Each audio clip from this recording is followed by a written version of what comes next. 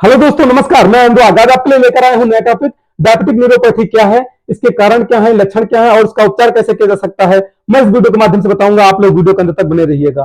दोस्तों, अगर आप इस यूट्यूब चैनल पर नए हैं तो अनुराग यादव मास्टरमाइंड चैनल को सब्सक्राइब करें। मैं आपके करियर को ग्रो करने के लिए बेहतरीन जानकारी देता रहूंगा।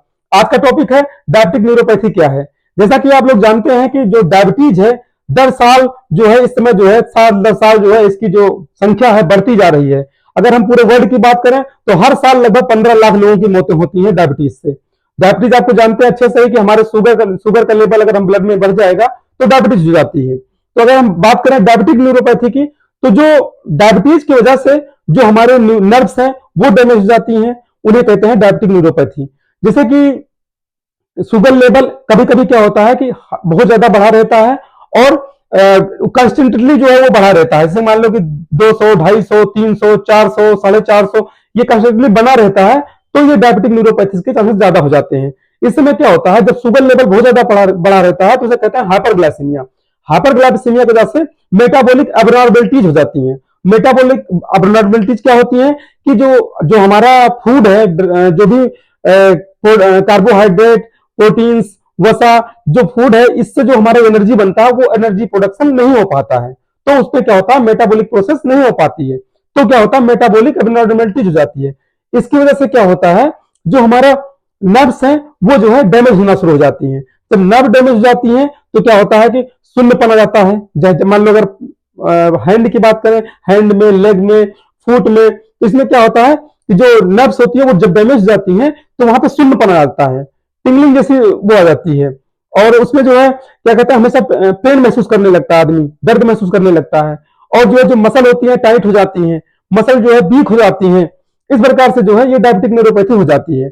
और जो डायबिटिक न्यूरोपैथी की जो प्रोसेस है, मतलब कैसे होती है डायबिटिक न्यूरोपैथी, सबसे पहला तो होता है एडवांस ग्लाइकेशन एंड प्रोडक्ट। ये एडवांस ग्लाइकेशन एंड प्रोडक्ट ऐसे बनता है जब हमारी बॉडी में शुगर का लेवल बढ़ा रहता है। जब शुगर जो है बहुत ज्यादा बढ़ा रहता है तो ये शुगर क्या करता है, जो नर्व में प्रोटीन से उससे जो है रिएक्शन करता है।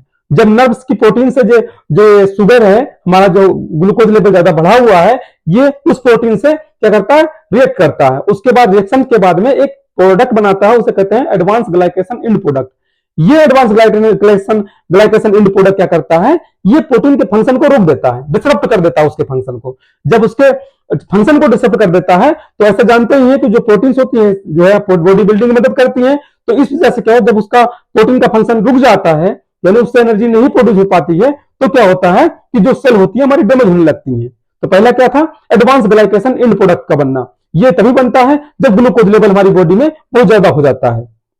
दूसरा है कि जो है पॉलीऑल पाथवे। ये हमारी बॉडी में एक पाथवे है जो कि जिसे कहते हैं पॉलीऑल पाथवे, इसे सॉर्बिटल पाथवे भी कहते हैं। इसमें होता क्या है, ये तभी एक्टिवेट होता है जब ग्लूकोज लेवल हमारी बॉडी में बहुत ज्यादा हो गया हो। जैसे कि कह सकते हो कि जब हम ग्लूकोज लेवल हाइपरग्लाइसेमिया के चांसेस होते हैं, उस समय जो है ये ग्लूकोज लेवल जो है बढ़ जाता है। अब ये ग्लूकोज क्या करता है, इस पाथवे में ग्लूकोज कन्वर्ट होता है फ्रक्टोज में। तो क्या होता है, ग्लूकोज एक एंजाइम होता है एल्डोलेज। एल्डोलेज की उपस्थिति में ग्लूकोज सार्बिटाल में कन्वर्ट होता है और सार्बिटाल से सार्बिटाल डिहाइड्रोजिनेज की उपस्थिति में जो है फ्रक्टोज में कन्वर्ट होता है ये सार्बिटाल। तो क्या होता है, इसमें जो पोलीवोल पाथवे है, इसमें जो ग्लूकोज होता है वो सार्बिटाल में जब कन्वर्ट होता है तो सार्बिटाल क्या करता है, एक प्रकार से ना वो जो है पानी वाटर को इकट्ठा करता है नर्व्स में और वेसल्स में। वाटर को इकट्ठा करता है, इससे ऑस्मोटिक प्रेशर बढ़ जाता है। जब ऑस्मोटिक प्रेशर बढ़ जाता है तो क्या होती है, सेल्स हमारी जो है फट जाती है। सेल्स जो है फट जाती है, उसके बाद जो है हमारी नर्व डैमेज हो जाती है, सेलुलर डैमेज हो जाता है। तो इस प्रकार से ये दूसरा कारण रहा सॉर्बिटल पाथवे का एक्टिवेशन होना। और सॉर्बिटल पाथवे तभी एक्टिवेट होगा जब शुगर लेवल हमारी बॉडी का बढ़ा होगा। तीसरा है माइटोकॉन्ड्रियल डिस्फंक्शन। जब मेटाबॉलिक प्रोसेस होती है, मेटाबॉलिक प्रोसेस में क्या होता है कि बहुत ज्यादा फ्री रेडिकल्स रिलीज होते हैं।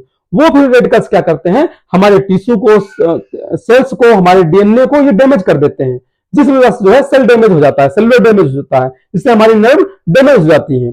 और जो माइटोकॉन्ड्रिया होती है वो जो है पूरी तरह से एनर्जी हमारी सेल्स को, हमारे नर्व्स को पूरी तरह से एनर्जी नहीं प्रोवाइड करा पाती। तो इस प्रकार से क्या होता है, हमारी नर्व्स जो है डैमेज हो जाती है और उसकी वजह से शून्यपन आ जाता है। उसके बाद हमारी मसल जो है टाइट हो जाती है और हमें जो है वीकनेस महसूस करने लगता है आदमी। जो रात के समय क्या होता है, जो पैर होते हैं सुन्न, पैर जो है एकदम दर्द महसूस होता है और सुन्न भी रहते हैं पैर, कभी कभी टचिंग वगैरह जिससे मान लो टेम्परेचर वगैरह का उस पर प्रभाव नहीं पड़ता है, एक प्रकार से सुन्न पना जाता है। न्यूरोपैथी की अगर बात करें तो न्यूरोपैथी जो है 4 प्रकार की होती है। पहला है पेरिफेरल न्यूरोपैथी, दूसरा है ऑटोनॉमिक न्यूरोपैथी, तीसरा है फोकल न्यूरोपैथी और चौथा है प्रॉक्सिमल न्यूरोपैथी। अगर हम पहला बात करते हैं कि जो है पेरिफेरल न्यूरोपैथी, तो पेरिफेरल न्यूरोपैथी वो होती है जैसे कि हमारे जो स्पाइनल कार्ड को छोड़ करके, स्पाइनल कार्ड से जो नर्व्स निकली हुई हैं हैंड में, लेग में, पैर में, आर्म में, तो इस जगह में अगर नर्व जो है डैमेज हो रही है तो उसे कहते हैं पेरिफेरल न्यूरोपैथी।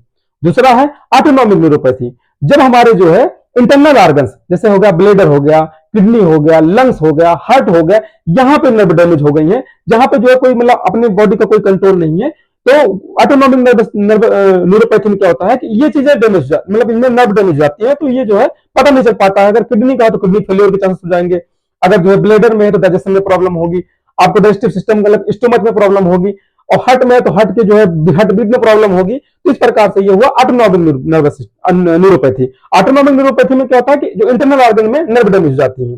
तीसरा है फोकल न्यूरोपैथी।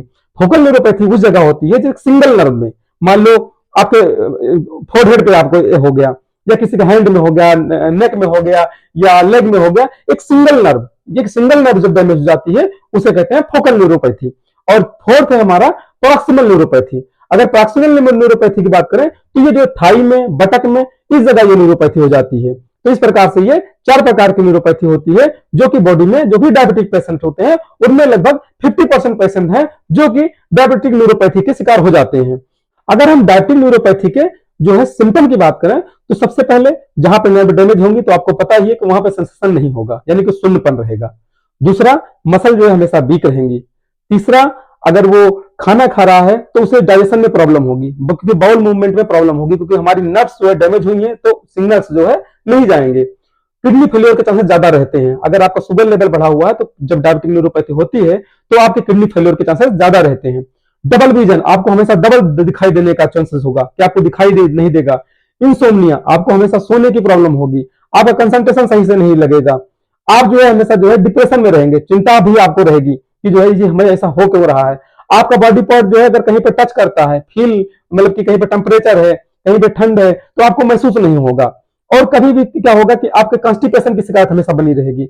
ये डायबिटिक न्यूरोपैथी के लक्षण हुए। अगर हम इसके ट्रीटमेंट की बात करें तो ट्रीटमेंट के लिए सबसे पहली बात तो आपको शुगर कंट्रोल करना होगा। अगर आप शुगर कंट्रोल नहीं करेंगे तो ये डायबिटिक न्यूरोपैथी कंट्रोल नहीं होगी, क्योंकि शुगर जैसे जैसे बढ़ता जाएगा तो ब्लड में, तो ब्लड क्या होता है हमारे हार्ट से होकर गुजरता है, और हार्ट जो है अगर ब्लड जो है सप्लाई मतलब पंप करेगा तो क्या हुआ, अगर हार्ट के में जो ब्लड के जो शुगर के साथ में अगर ब्लड जाएगा, हार्ट में पंपिंग होगी, तो आपको जो है जहां जहां ये जाएगा वहां वहां नर्व डैमेज करता रहेगा। फ्री रेडिकल उतने ज्यादा बनते रहेंगे, उतने ज्यादा glycation end product, advance glycation end product बनते रहेंगे। और इस प्रकार से जो है ना, तो इस प्रकार सबसे पहले आपको क्या करना होगा कि आपको शुगर कंट्रोल करना बहुत जरूरी है। अगर ये शुगर कंट्रोल कर लेते हैं तो उसके बाद डॉक्टर्स द्वारा वो मेडिसिन दी जाती है जिससे कि नर्व रिपेयर हो सके, नर्व की जो है एक प्रकार रिजेनरेट हो सके, जैसे कि होगा प्रीगाबालिन, नार्टिप्टालिन, मिथाइलकोबालामाइन, विटामिन 6, विटामिन 12, विटामिन 9, इस तरह के विटामिन जो है डॉक्टर्स द्वारा दिए जाते हैं, जो कि 3 मंथ तक लेने होते हैं। आफ्टर दैट 3 मंथ बाद 1 मंथ छोड़ करके फिर आप ले सकते हैं। इस प्रकार से आपको जो है नेचुरल प्रोडक्ट जो है डॉक्टर्स द्वारा सलाह किए जाते हैं, जैसे कि जो हमारे शुगर लेवल को कंट्रोल कर सके, और कुछ मेडिसिन भी दी जाती हैं जो कि डॉक्टर की सलाह से ही ले सकते हैं, और अपने जो डायबिटिक न्यूरोपैथी है उसको कंट्रोल कर सकते हैं। उसको अगर कोई डैमेज हो गई है पूरी तरह से नर्व, तो वो रीजनरेट नहीं हो सकती है। इस प्रकार से अगर वो उस डैमेज को रोकने के लिए हमें क्या करना होगा, हमें ट्रीटमेंट लेना होगा। ट्रीटमेंट लेकर के आप जो है न्यूरोपैथी को थोड़ा सा रोक सकते हैं। तो ये रहा आज का वीडियो हमारा। अगर आपको पसंद आया हो तो लाइक करिएगा, सब्सक्राइब करिएगा। मैं मिलता हूं आपको नेक्स्ट वीडियो में। Thank you so much.